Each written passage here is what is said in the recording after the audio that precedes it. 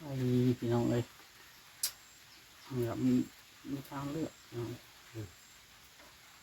ความสื่อรถเนาะใส่ในเห็ดนี้เพิ่นโตเนาะใส่เงินคำกำแก้วก็คือเห็นนี่แล้วเนาะแม่น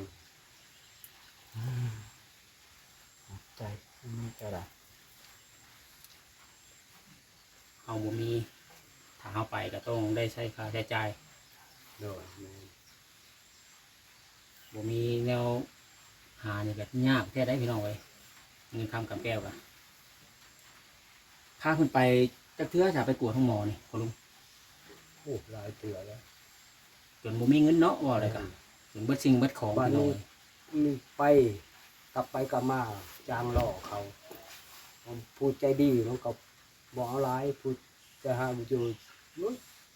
เอา2,000เจ้าก็จะ ฝากติดตามเบาโอลิแหน่เด้อพี่น้องเบิดสุปูสุคน นี่แหละพี่น้องเอ้ยเนาะเรือนของอันลุงของสาวใบเนาะพี่น้องเนาะอ้าว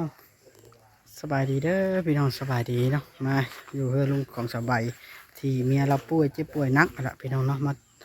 ต่อเลยพี่น้องเนาะผัวเรามาพอดีบัดนี้อืม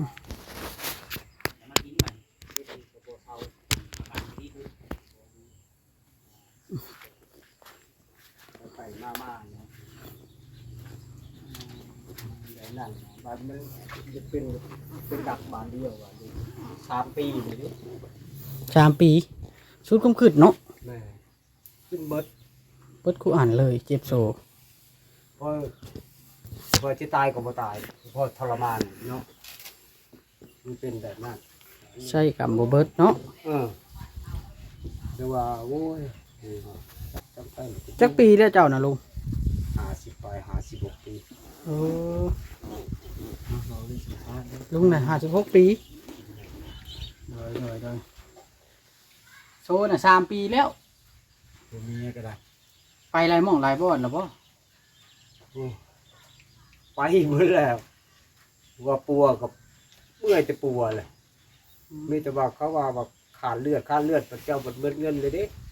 หมดเงินทางไปแหละ บ่มีเงินว่าง่ายๆซะ แม่ไปกวดมันมีแต่ว่าขาดเลือดนี่ถอกเลือดเอาแล้วเดี๋ยวสิมีแห้งบอกนี่นี่ก็เยอะที่ไปหาทั้งแรงก็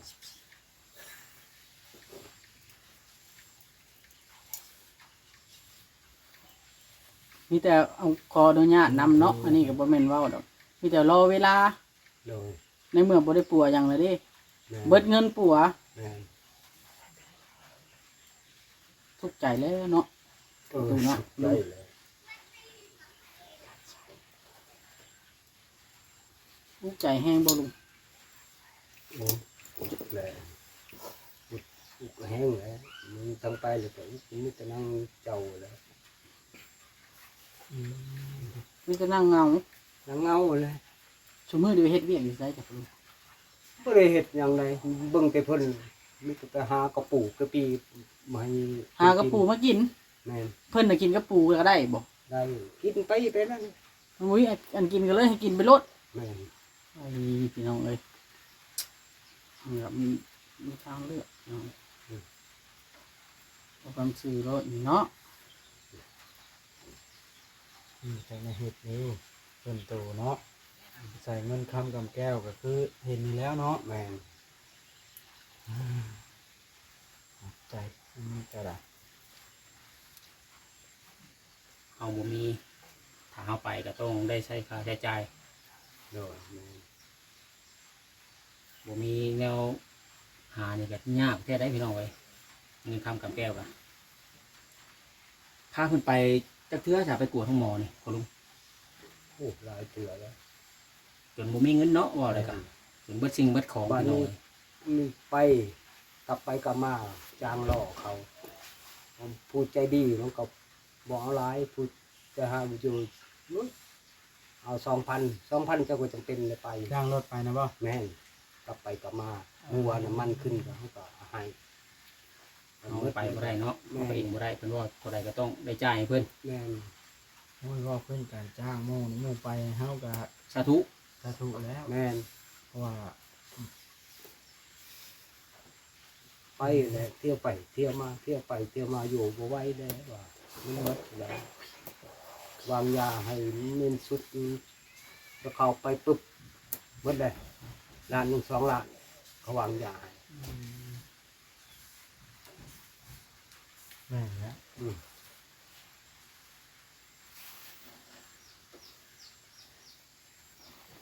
อืม นี่ฮะลำบากเนาะนั่นแหละพอวอนเราเป็นแบบนี้สบายแล้วก็มาเยี่ยมอยู่บ่ โอ้ยมาก็คงไม่จะอะไรเรามาทางนี้มันเจ็บประสาทเลยนะ แล้วผู้นั้นมาเบ้าร้าย เรามาอยู่เนาะ มา เว้าหลาย หายมันก็มา มา เออ ตาป่าย บางมือเพื่อก็ตอบ หาย แล้ว มั มัน น ก็ บอก มา บางมือเพื่อก็เพิ่งเซยอยู่เพื่อก็ปินหลังใส่มันก็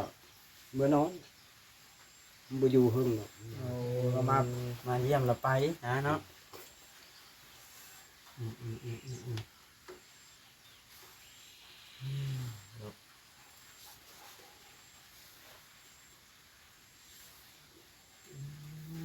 คือทางพ่อลุงนี่มีลูกมีเต้าอยู่คนนี่กระเป๋าอัน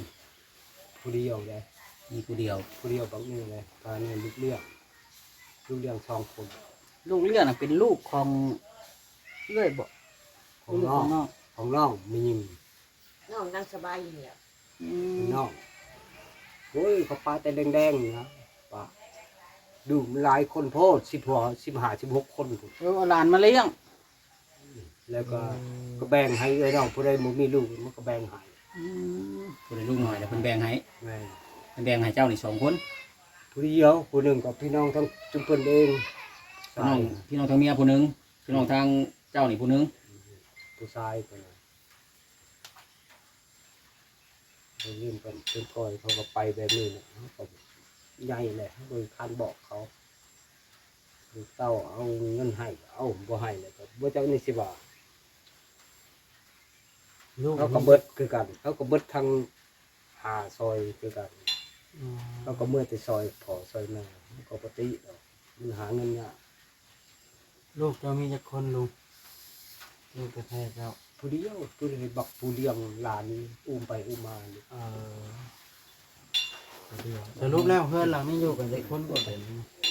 เพื่อน สา เจ้าม คน 3 คน3ทั้งผู้โชว์หัน แม่น โอ้ถ้ากันอยู่เพื่อนน้ำกันบ่ได้เฮ็ดเวียกเฮ็ดงานหยังเนาะมันเลยบ่มีเงินใช้เนาะ แม่น ออก อันไปป้าปั๊บผู้นี้ก็มึงมีไผ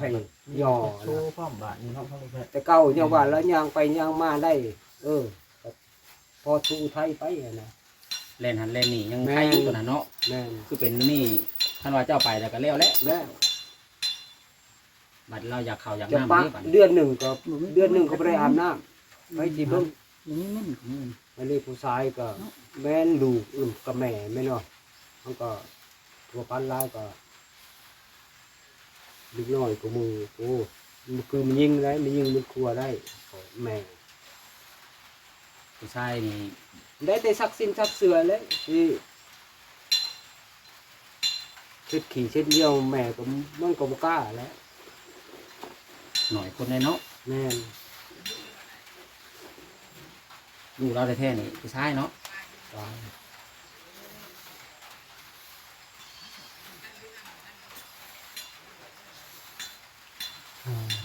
เนาะคือว่า ลูกเลี้ยงอ่ะเด้ค่ะยังอยู่น้ำเจ้าอยู่บ่เดี๋ยวนี้คือว่า พ่อจริง เอาไปแล้ว ไป โอ เขา เค เลย โอเคอันนี้ เขาสร้างขอบสร้างครัวมันแล้ว อันนี้มันไปแล้ว ไปที่เขาก็มาในไรเขาบ่จ้ะเลยตัวพันกัน เคยติดต่อมาก่อน เรื่องใหญ่แหละครับเจ้าไปมีครอบมีครัวอะไรก็บ่ได้มาตอบบ่หรือว่าไป คนนึงก่อน มาจอบตายดนแล้ว บ่ได้มาเลยเดี๋ยวนี้เนาะ เลยมาแล้ว เพิ่นก็ฮู้อยู่บ่ว่าอันทางแม่ โอ้ บ่สบายฮู้อยู่เนาะ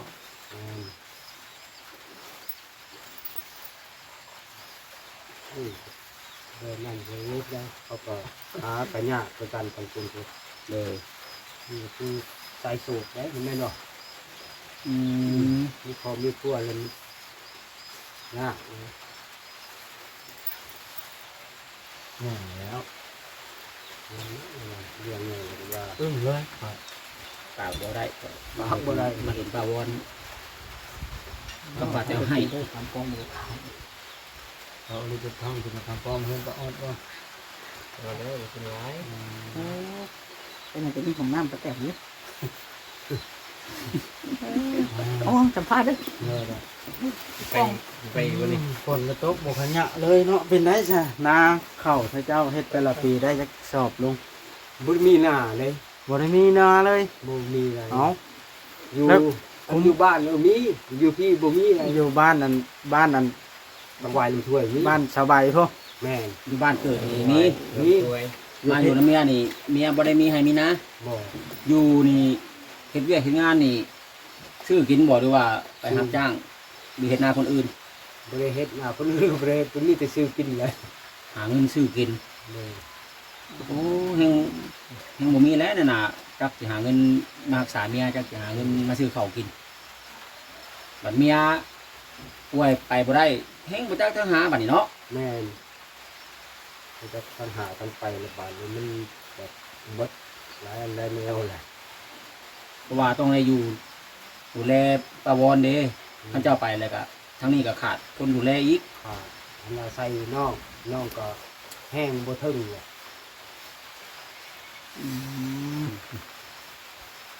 แห้งบ่ถึงแล้วจมเหนียวนะ แล้วเนาะงานประจำทุกมื้อนี่เฮ็ดงานหยังลง เก่าเฮ็ดนี่แหละเฮ็ดเทือนเลยเฮ็ดเทือนนำกระเจ้า โอ้ เป็นลูกน้องเขาที่ก็เกียกง่ายแน่เขาก็เฮ็ดเองนะแบบนั้นนะหาสาบหาหยังนำเขาแหละ เด้อ พอเลยถือไฟไปแล้ว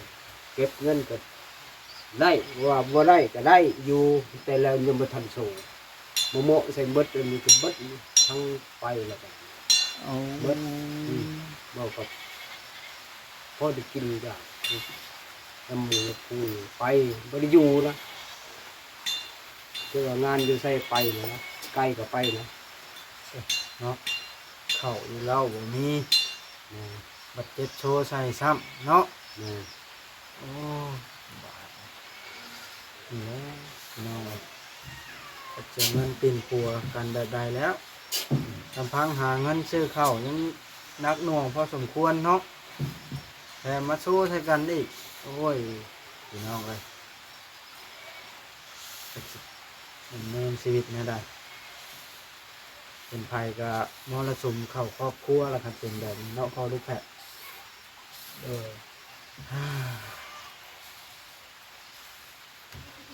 นี่แหละงานมันซื้อเขาได้สอบหนึงเนาะพอลูกแพะแล้วเข่าเดี๋ยวนี้มีหลายบ่เจ้ายังหลายบ่ครับ แล้วก็ดีเข้ามา เลือกเป็นบ่ฮอดโลซ้ำแล้ว อ๋อเดือบ่ฮอดโลซับ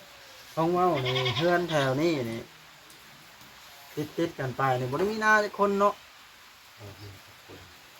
นกย้ายมาแต่ทางอื่นของเว้านี่เรียบร้อยแล้วเนาะ ยายมาแต่ทางอื่นแต่ขึ้นแหละ เป็นบริซอยหน้าเขาปีนที่ก้านที่ก่อนที่ซอย ร้อยก็ ได้เห็ดนานถึงนี้แล้ว ไม่ว่า พอได้กิน ไปเฮ็ดช่อยผู้อื่นแล้วผู้อื่นเอาให้ ปั้นข้าวปั้นไห้พอได้กิน แล้วแต่เพิ่นยังให้เนาะ โดยเขาก็ไปหารับจ้าง เฮ็ดตัวนี้เลยนี่เฮ็ดตัวนี้เลยเมียคนโซเฮ็ดหน้านี่ ไปเก้าดำนานี่ปีนี้ป้าให้เป็นเฮือก บ่เจ้าของ เห็ เขา ด เฮ็ด น้ำ เอ จาก ง ของหน้าเด้ เจ้าของหน้าเขาเฮ็ดเอง เลยเมียโซ่แล้วก็บ่ได้ไปเฮ็ดแล้วมัน เออ เฮ็ดปุ๊บก็เป็นปรับโลก ต้องขึ้นขายเครื่องย่อยแน่ดิทางหารขายเถื่อนตะกี้ยังพอได้อยู่ได้กิน ตะกี้เพิ่ แต่ น เรายังหันยังมั่งเนาะ โดยตะกี้โซ่ละเครื่องก็บ่ได้ขายหน้าก็บ่ได้ไปเฮ็ เมีย ด ก็ไปมามันก็สบายไปอะนะไปใส่ก็ได้แต่หาเงินก็สะดวก อี ส เพิ่น บาย ขายเครื่องในห้างนี่เด้พอได้เก็บหาเก็บชิปหน้าก็ได้ไปซอยหมู่ก็ปั้นให้เขาน้ำ พัวก็ไปเห็ดเรียกไปเป็นกรรมกรหมู่เงิน100,000 200,000ก็พอได้อยู่ได้กินลูกเลยเอฟโซแล้วก็บ่มีแล้วมันนี่ เมื่อเดือนจะเอาจะนึ่งเงินจะเอาเงินย่อยเก็บไปได้นั่ง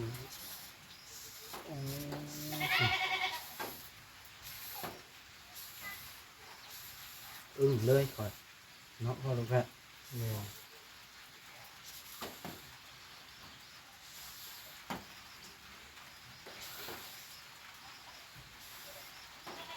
เป็นแบบนี้เนี่ยพี่น้อยฮะท่านก็จะได้จบคลิปลงก่อนจบคลิปแล้วหรือว่าทีมงานนี่ยังจะถามเพิ่มเติมบ่ท่านว่าผมมีแนวถามแล้วก็จะได้จบคลิปลงแล้วนะเนาะ นักเนาะนัก แม่ มาเห็นนี่ มีแต่ว่าทางทีมงานเขาก็จะบอกว่าให้สู้ๆต่อไปนั้นหมดทางแนวเฮ็ดเนาะพ่อลูกแพทย์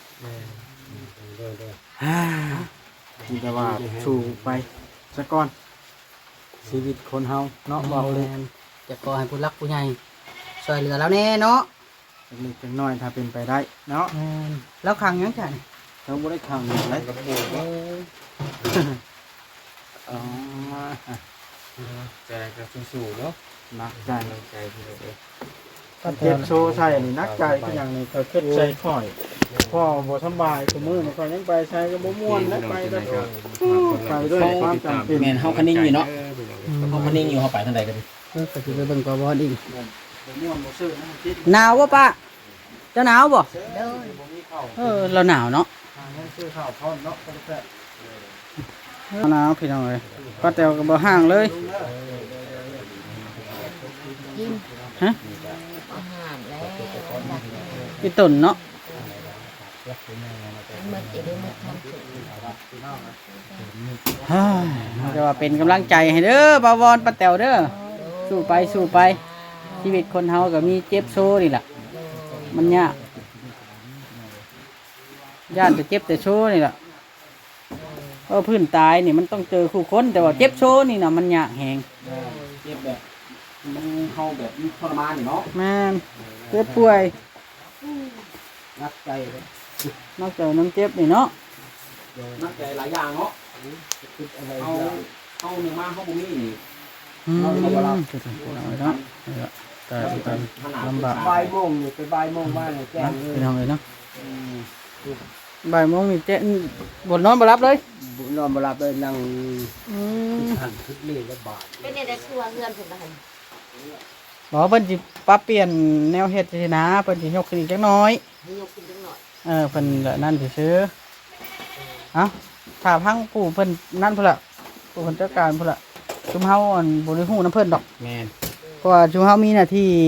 ชื่อนั่นชื่อนี่แล้วก็จบหน้าที่ของพวกเฮาเด้ แล้วลุงถามบอกเพิ่นคือบ่ออกบ่เพิ่นตามเฮ็ดเพิ่นเที่ยวมาเบิ่งดูเนาะ แม่น ให้ อ่ะ เพิ่นเที่ยวมาแบบเป็นแบบนี้แบบนั้นแบบนี้เนาะ โอเคบัดนี้พี่น้องสำหรับคลิปนี้บ่าวดิสิตะขอตัวลาไปก่อนเด้อพี่น้องเนาะกดไลค์กดติดตามเพื่อเก่าพี่น้องสำบายดีเด้อพี่น้อง